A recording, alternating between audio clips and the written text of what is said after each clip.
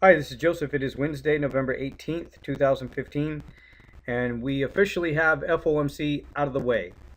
It created a little bit of a spike here. One of the last trades that we actually had was here on the dollar Swiss. Before I go there, though, we also took a bounce off of this support level here on the euro yen to the upside. And that ended up being a good trade. Didn't take too long, but that was obviously before FOMC. We wanted to get out of the trade before FOMC. But here's what we were actually looking at before FOMC was released. Let me go to the dollar Swiss.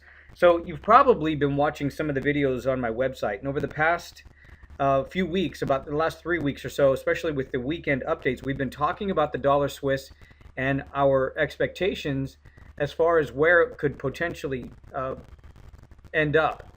And if you saw some of those videos and my analysis, I was talking about that level that was put in place before, actually it was before the end of January. It was about January 15th when the Swiss National Bank had pulled the peg on their currency rate.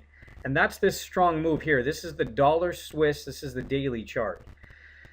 So what happens often, especially with non-farm payroll and including with FOMC, very often you get these announcements that are more or less market moving, but they only last, or the trend or the move only lasts for that particular day.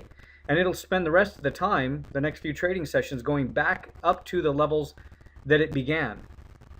So for example, if this was a 1 hour time frame and this was non-farm payroll, this is very similar to what we see with non-farm payroll.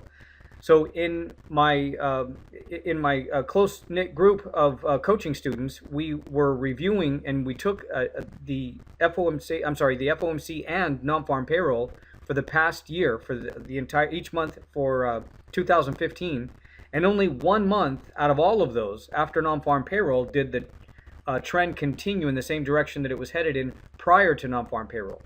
On every other non-farm payroll report, price went right back to where it initially started before non-farm payrolls was released. So this was pretty much the same expectation that I had had over the past few months, is that price is probably going to come back up to this level, the level that it was at prior to the Swiss National Bank pulling that peg.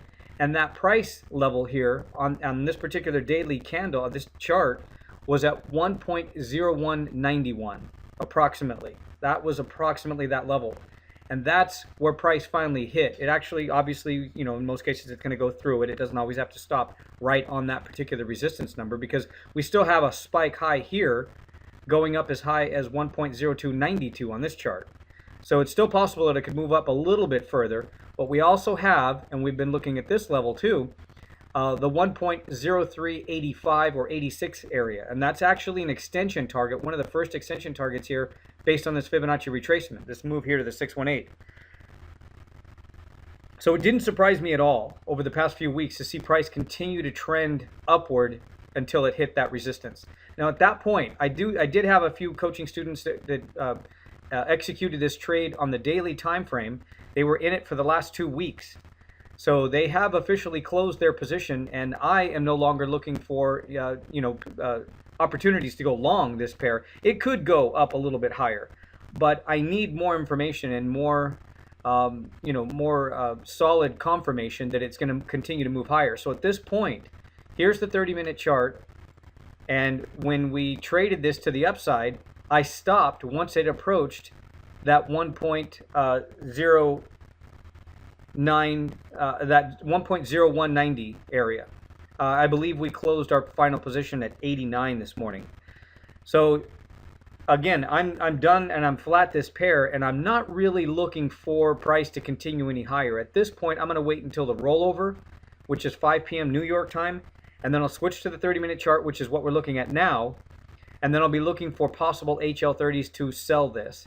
Now, I can't guarantee and say for sure that it's going to come back down. I'm not immediately calling a sell opportunity. I don't have this signal just yet, because I might change my mind. If it goes up here and doesn't give me a solid HL30 and it doesn't confirm, then it's very possible that price could spike up one more time before coming back down, maybe over the next couple of trading sessions. But I'm really not expecting a whole lot more to the upside on this one. It's possible but I'm not expecting it just yet. I'm still looking for an opportunity to fade this and sell this here, but I don't have a signal. So please don't consider what I'm saying an automatic signal to start selling this here and a a trade call. I don't have a signal just yet. I need to wait for it. I'm going to be looking for that HL30 or some kind of reversal in there.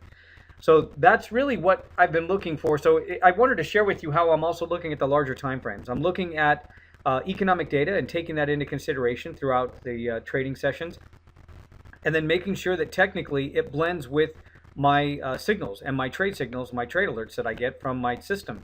But at the same time, I'm also looking at the daily chart. I'm looking at the 4-hour chart to make sure that I'm trading in the direction of the trend.